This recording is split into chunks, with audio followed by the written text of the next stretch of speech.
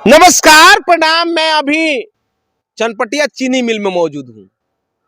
हैरान हो जाइएगा आप सभी जान करके कि चनपटिया चीनी मिल को शुरू कराने के लिए न जाने कितना चुनावी जुमला बोला जा चुका है। यहाँ के स्थानीय विधायक महोदय भी बोले थे कि 1 साल के अंदर जीत जाएंगे तो इस चीनी मिल को कैसे भी चालू करवा देंगे। ऐसा नहीं है कि हमारे नेताओं को मौका नहीं मिला है।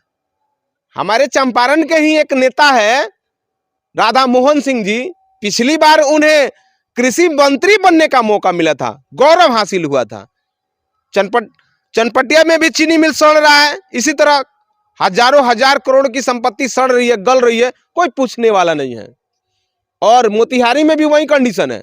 अपने घर के पास जो व्यक्ति चीनी मिल नहीं चालू करवाया, वो व्यक्ति यहाँ क्या चालू करवाएगा। और यहाँ के स्थानीय सांसद डॉक्टर संजय जायसवाल जी 3 बार से ये सांसद है और 3 बार से उनके पिताजी सांसद थे। ये जाते हैं सदन में तो ये पिछले वाले बेंच में सबसे कोना वाला सीट पे बैठते हैं।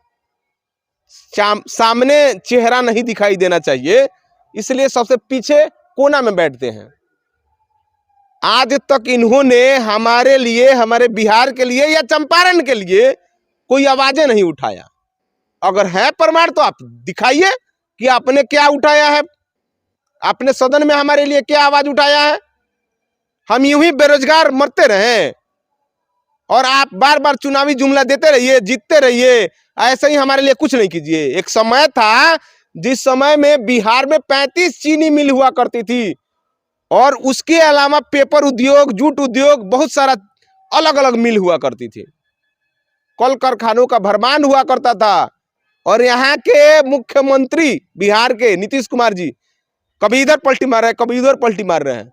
अब पलटी मार इनको बोला जाए आखिर पक्ष विपक्ष के नेताओं को बोला जाए, बीजेपी को बोला जाए, आरजेडी को बोला जाए, किसको बोला जाए समझ में नहीं आता है। आइए हम चीनी मिल का आपको कराहता हुआ इतिहास दिखा रहे हैं।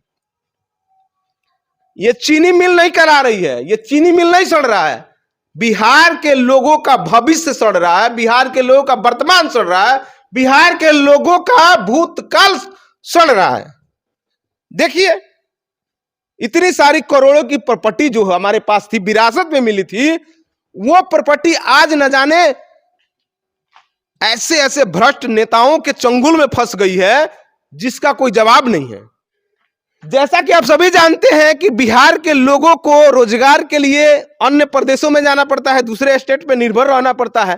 और ये जो करोड़ों की प्रॉपर्टी जो आपको दिखाई दे रही है, करोड़ों की, ये मशीनें जंक नहीं खा रही है, ये बिहार के लोगों की उम्मीदें जंग खा रही है, वर्तमान, भूत और भविष्य जंग खा रही है।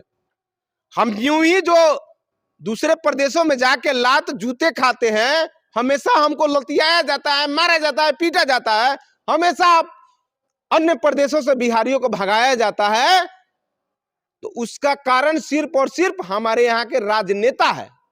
हम भी हैं, हम भी वैसे ही मूर्ख लोगों को चुनाव में जिता देते हैं जो कुछ नहीं करते हमारे लिए। आते हैं चुनाव में और चुनावी जुमला हजार बोल के चले जाते हैं।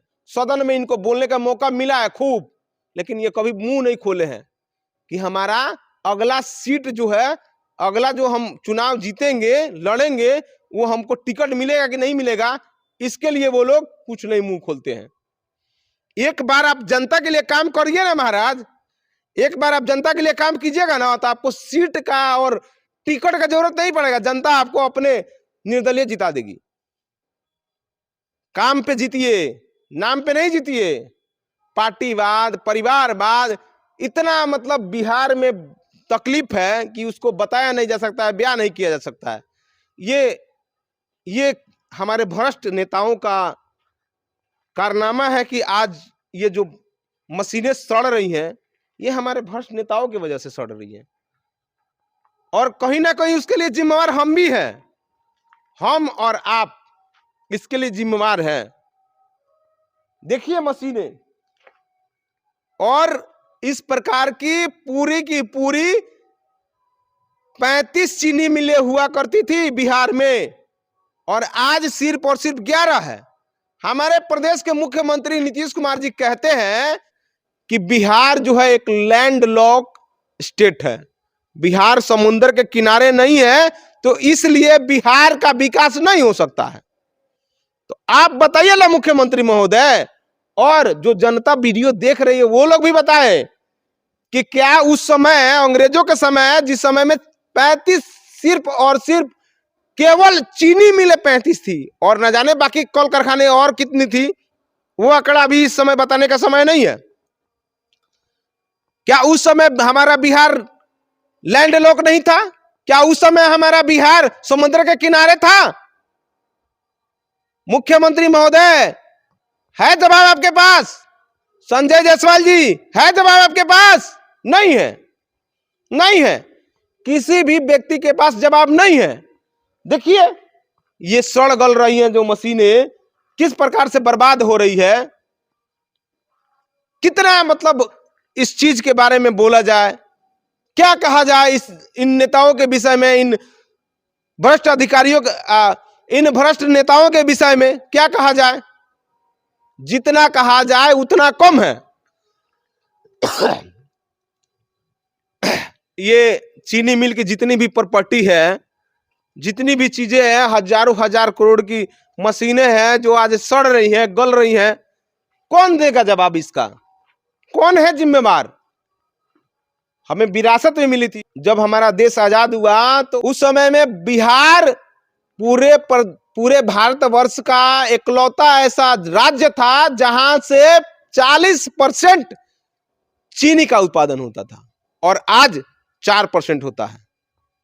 40% से 4% का यात्रा ये रहा आपके सामने जो दिख रहा है कैमरे में, जो ये मशीनें सड़ रही है, गल रही है, वो इसकी दास्ता है, वो इसकी दास्ता सुना रही है कि वो 40% से 4% तक कैसे पहुंची।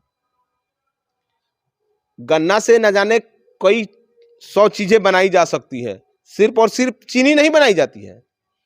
गन्ना से हमारे यहाँ पेपर भी बन सकता है, चॉकलेट बन सकता है, हमारे यहाँ गेहूं है, मकई है, बहुत सारा बिस्किट्स भी बन सकता है चीनी डाल करके। चीनी से और खाद्य सामग्री से जितना भी रिलेटेड हमारे यहाँ वस्तुएं हैं वो हमारे बिहार में पैदा हो सकती है, हमारे बिहार में पैदा हो सकती है। चीनी से सैकड़ों चीजें बनती है, पता है आप लोगों को?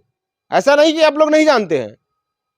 गन्ना से सैकड़ों चीजें बनती हैं, पेपर बनता है, बहुत सारा पैकेजिंग का सामान बनता है, डिस्पोजेबल बहुत सारा चीजें बनता है।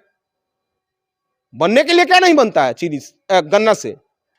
तो सिर्फ और सिर्फ गन्ना का मिल और फैक्ट्री सुधार दिया जाए और कई सारे इनसे जो वेस्ट मटेरियल निकलता है, उन वेस्ट मटेरियल से कई सारी चीजें बनाई जा सकती है। लेकिन होता क्या है हमारे लिए? कुछ नहीं। वही परिणाम यह चीनी मिलें बता रही हैं। अगर होता तो ये चीनी मिलें आज सड़ नहीं होती, सड़ नहीं रही होती।